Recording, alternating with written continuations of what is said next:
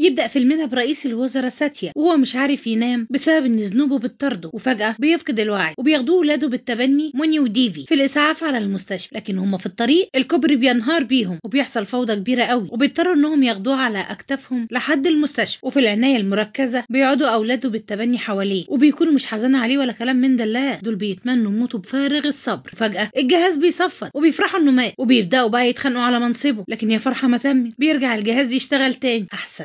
والرئيس بيفتح عينه وموني بيقول له حرام عليه ارحمنا بقى، حتى وانت في العناية المركزة بتمارس السياسة. وبيقول الرئيس لسابها الذنوب اللي احنا ارتكبناها لازم نكفر عنها بأي طريقة، لاني ما بقتش بعرف انام منها. وبيطاردوا بعض المجرمين قطار عام وبيركبوا فيه، وده بيهدد السواق بسكينة وبيخليه يوقف القطر. وبيتصل المجرم ده على تشوتو وبيقول له احنا ركبنا القطر وما تقلقش، رام مش هيقدر يهرب مننا. وما بيلحقش المجرم يكمل كلامه وبيلاقي رام قبله بالرجل بيطيره من القطر. وبينزل رام من القطر وبيقول للعصابة كده قلقتوا نومي ووقفتوا القطر كمان، وبيطلب من السواق ان هو يمشي. وبنرجع فلاش باك وبنعرف ان رام كان ضابط شرطة وكان مشمع لراج زعيم تشوتو المخزن بتاعه وولع له في بضاعته، وعلشان كده تشوتو عاوز ينتقم منه. وبيقول رام لتشوتو عشان اتخلص من صداع عمل الشرطة نجحت في الاختبارات وبقيت محصل وكنت راجع على قريتي بسعادة بأمر النقلي، لكن انتوا عطلتوني، قول لي بقى عايز مني ايه؟ فبيقول له تشوتو زعيمي راج قال لي اخدك له حي. فبيقول له رام طب وماله مستني ايه؟ ولسه بيمد ايده علشان يمسكه فبيضربه رام وبينزل ضرب باقي المجرمين بكل قوة وعنف ومحدش بيقدر يلمسه. ورام بيربط تشوتو ورجالته على قضيب القطر وبيتصل براج فيديو وبيوري له رجالته وبيقول له لو عاوز تنقذهم تعالى لي فورا. وراج بيركب طيارته الهليكوبتر وبيروح له وبيترجى ان هو يفك رجالته قبل ما القطر يوصل. فبيقول له رام وانا هسافر ازاي دلوقتي والقطر مشي وسابني اهو؟ فبيقول له راج خد طيارتي. فبيقول له رام اقتراح مقبول برضه. وبيبص راج وبيلاقي القطر جاي فبيحاول ان هو يقطع الحبل بسرعه علشان يقدر ينقذ الرجاله، لكن بيكون مش عارف. وبيركب رام الطياره وبياخد السيف ده وبيقطع الحبل وبينقذ الرجاله كلهم قبل ما القطر يهرسه. وبيوصل رام على القريه وبيستقبلوه اصحابه واهل القريه بكل حب وترحيب، وبترقيه مامته من العين. وبيقول له بابا انا مبسوط انك بقيت محصل لمنطقتنا. وبتفضل عيله رام كلهم يلحوا عليه عشان يشوف له عروسه ويتجوز، لكن رام بيرفض بسبب حب قديم كان في حياته. وبيتجمع رئيس الوزراء مع اعضاء الحزب والوزراء كلهم وبيقول لهم انا فاضل لي سنه في السلطه وهتقاعد خلاص، وفي خلال السنه دي انا عايز اكفر عن كل حاجه غلط عملتها، وانتوا كمان لازم تعملوا الصح لاني مش هسمح لاي حد منكم انه يعمل غلطه واحده. فبيقول له موني انت ايه اللي حصل لك فجاه كده يا بابا؟ ما احنا كنا ماشيين كويس. فبيقول له بابا انت بالذات ما تتكلمش خالص عشان انت السبب في الكوبري اللي انهار لان عقده كان معاك انت. فبيقول له ابنه ديفي احنا لو سمعنا كلامك بتوع ضرايب الدخل والحكومه كلها هتتقلب علينا بسبب البلاوي اللي هيكتشفوها عننا. فبيقول له الرئيس زي ما استمتعت بالمكافاه اتحمل العواقب، وكلامي للكل لان اي حد هيخالفه مش بس هيخسر حياته السياسيه لا. وهنا سي كان ماشي بجنبه جنب واحده حلوه قوي، والست بتفتكر ان هو بيعاكسها وبتمسكه وبتضربه هي والناس. وبيقول لهم سي يا جماعه اسمعوني بس انا بشتغل مساعد في مكتب المحصل، لكن انا اتولدت بجنبي وعلشان كده ما بشوفش غير لو مشيت بالجنب. وبيوصل رام على مكتبه الجديد والكل بيستقبله بكل حب وترحيب، وسي بيعرفه على نفسه وعلى صفه المشي الغريبه اللي عنده عشان يتقبل وضعه من اولها كده. وبيجتمع رام مع الموظفين وبيقول لهم انا عاوز قايمه بكل المشاكل اللي في المنطقه والاشخاص اللي وراها كمان. وبيروح ديفي لسمها وبيقول له وقفوا استخراج الرمال بالنهار لاني مش عايز بابا يعرف اني بشتغل بطريقه غير قانونيه، وبيشتغلوا بقى بالليل عادي يعني. وبيستدعي رام كل اللي اسمائهم اتكتب في القائمه من ضباط شرطه لضباط خدمات اداريه لرجال اعمال لمجرمين. وبيعرفوا سي ان في 4 مجوش. فبيقول له رام بسيط اقبض عليهم واحبسهم لمده شهرين. فبينزلوا الموجودين كلهم رجليهم وبيتعادلوا في قعدتهم. وبيقول لهم رام من هنا ورايح لازم تخفوا من احتيالاتكم شويه علشان الغلابه يلاقوا ياكلوا. فبيسخروا كلهم من رام وبيقولوا له طب ولو ما نفذناش اللي انت عاوزه بقى هتعمل ايه يعني؟ فبيقول رام لسي خرجهم يركبوا الباصات اللي بره. وبيقف سمها جنب رام وبيقول له يا صديقي عمري ما كنت اتوقع انك هتبقى محصل. فبيقول له رام بس انا بقى كنت متوقع انك هتبقى مجرم، كان باين عليك يا شيخ. وبيطلب رام من سي انه ياخد موبايلات الكل وبيروحوا على مخازن الرز بتاعت بهايمه. وبهايمه بيوري رام الرز وبيقول له ما تقلقش انا حبه الرز عندي زي اللؤلؤ الصافي. فبيشد رام الشكاره دي وبيوقع الصف كله وبيخرم شكاره من اللي ورا. وبيقول لبهايمه انت بتحط مواد كيماويه على الرز وبتخدع الناس عشان تكسب اكتر. وبيشمع له المكان وبيقبضوا عليه. وبيطير رام المسؤول المدني اللي بيكون وافق لبهايمه على التصريح. وبيروح رام على المول المخالف وبيهدموا قدامهم كلهم في غمضه عين. وبعدها كلهم بيخافوا وبيعرفوا ان رام محصل مش سهل ابدا. فبيقولوا له احنا هنعمل كل اللي انت عاوزه بس ارجوك ادينا فرصه. وبيحضر رام خطوبه اخوه وبيقعد رام عشان يشرب مع اصحابه وبيسالوه اصحابه انت ليه مش مش عاوز تتجوز لحد دلوقتي. فبيقول لهم رام لاني مش قادر انسى الانسانه اللي كنت بحبها. وبيرجع فلاش باك بالاحداث 10 سنين، وبيقتحم رام مبنى الكليه القديم، وبيكون رينو واصحابه بيزرعوا فيه مخدرات، وبيمسكهم وبياكلهم علقه، لكن علقه محترمه عشان يتصلح حاله. وبيوقف رام الاستاذ كيبي وبينزل ضرب فيه بدون اي مقدمات كده، وبيقول انت ازاي تتجرأ وتتحرش بالطلاب. فبتوقف ديبيكا رام وبتقول انت مجنون، انت ازاي تضرب بابا. وبيقول لها رام بدل ما تشتميني علمي باباكي الاخلاق. وبيضربه تاني. فبتبعده ديبيكا وبتقول له انت تقصد كيبي مين بالظبط؟ قصدك بتاع جراحه العظام ولا الانف والاذن والحنجره؟ وبيقول لها رام هما الاثنين. فبيقول له صاحبه ليه هما اتنين؟ فبيقول له صاحبه ايوه، واللي انت تقصده بتاع الانف والاذن والحنجره المنحرف مش الاستاذ ده. فبيعتذر رام وبتقول له ديبيكا انت بتعتذر بعد ايه؟ وبيطلبوا من الشرطه انها تحبس رام، وبيتحايلوا اصحاب رام على ديبيكا عشان تسحب شكوتها ضد رام، وبيقولوا ان هو انسان محترم لكن ما بيشوفش قدامه لما بيغضب. وبتعرفها صاحبتها اللي الاستاذ كيبي المنحرف عمله معاه. فبتاخد ديبيكا باباها وبيروحوا يتنازلوا عن الشكوى، وبيخرجوا رام من السجن، وبيمسك رام الاستاذ كيبي المنحرف وبيرزعه حته علقه قدام الجامعه كلها علشان يبقى عبره لغيره. وبيقدم رام لديبيكا ورد وبيعتذر لها مره تانية، وبتقول له ديبيكا انت لازم تحاول تسيطر على غضبك شويه لانك ممكن تخسر كتير بسبب. وبيقول لها رام حاضر انا هحاول اعمل كده علشانك انت وبس. ما بيعديش ثانيه ورام بيشوف واحد بيبص لديبيكا باعجاب، فبيمسكه يضربه، وبتوقفه ديبيكا وبتقول له انت ما فيش فايده فيك ابدا. فبيعتذر لها مره ثالثه وبيقول لها انصحيني اعمل ايه. وبتقول له ديبيكا لما تقابل مشكله اللي يهمك حلها ولا غضبك؟ وبيقول لها رام حلها طبعا. فبتقول له ديبيكا خلاص كل ما تواجه مشكله وتحس انك هتغضب قول هوب وانسحب على طول. وبيقول لها رام حاضر هجرب عشاني. وبيوقف شرطي مرور رام وبيقول له انت مش شايف اللوحه الارشاديه؟ ادفع غرامتك لانك خالفت الاشاره. وبيبص رام عليها وبيلاقيها واقعه على الارض. فبيقول للشرطي انا ما شفتهاش، وبيرفض ان هو يدفع. فبيقول له الشرطي هتدفع غصب عنك. ورام بيغضب جدا وبيرفع ايده عشان يضربه خلاص، لكن في اخر لحظه بيسيطر على غضبه. فبيفضل يرقص ويغني في الشارع والكل بيقف يتفرج عليه. وبتكون ديبيكا معديه مع صاحبتها بالصدفه وبتشوف، وبتقول لها صاحبتها هو رام اتجنن بسبب حبك ولا ايه؟ وبتقول لها ديبيكا لا انا قريت في كتاب ان الانسان ممكن يسيطر على غضبه من خلال الرقص. وبدات ديبيكا هي كمان تعجب برام، ورام بيكون مبسوط جدا. في الجامعه بيكون رام ماشي مع ديبيكا وبيفضلوا الشباب بتوع المخدرات يضايقوه بالكلام عشان يثيروا غضبه، لكن رام بيتحكم في نفسه عشان ديبيكا. وبتكون ديبيكا مبسوطه جدا وبيركبها رام التوك توك من هنا وبيرجع للشباب من هنا، وبيمسكهم ياكلهم علقه وبيضربهم بكل عنف واحد ورا التاني. وبيبص رام وبيلاقي ديبيكا قدامه يا دي النيله، وبتكون خدعته وما مشيتش زي ما هو معتقد. فرام بيحط وشه في الارض، وديبيكا بتقول لرام انت غضبك مبرر لكن مش هينفع كل ما حد يغضبك تضربه. وبيقول لها رام والحل ايه؟ وبتقول له ديبيكا وجه غضبك لحاجه مفيده. وبيسالها رام زي ايه يعني؟ وبتقول له ديبيكا كن ضابط خدمه اداريه وده هيمنحك فرصه لمنع الجرائم وهتكسب احترام الكل. وبيقول لها رام طب وليه ما بقاش ضابط شرطه؟ وبتقول له لانك لو بقيت ضابط شرطه غضبك هيخليك تقتل كل المجرمين في المواجهات ومحدش هيقدر يوقفك، واعمل حسابك انك لو بقيت ضابط شرطه انا هقطع علاقتي بيك. ما بينجحش رام في اختبارات الشرطه الاداريه لكن بيختاروه كضابط شرطه، وفعلا ديبيكا بتقطع علاقتها بيه وبتسيب المدينه كلها وبتمشي. وبيدور رام عليها في كل مكان لكن ما بيقدرش ان هو يلاقيها. وبيستمر رام في اختبارات الشرطه الاداريه كل سنه لحد ما بينجح فيها، واخيرا نجح فيها، وكل ده عشان خاطر ديبيكا. وبنرجع للحاضر تاني وبيقول هرشا لرام انا اعرف ديبيكا اللي انت بتتكلم عنها دي. ورام بيساله على مكانها لكن هرشا بيفقد الوعي من كتر الشرب قبل ما يجاوب. وبيداهم رام المكان اللي سيمها بيستخرج منه الرمال بالليل، وبيقبض على كل العمال. وبيقف سيمها وهو متغاظ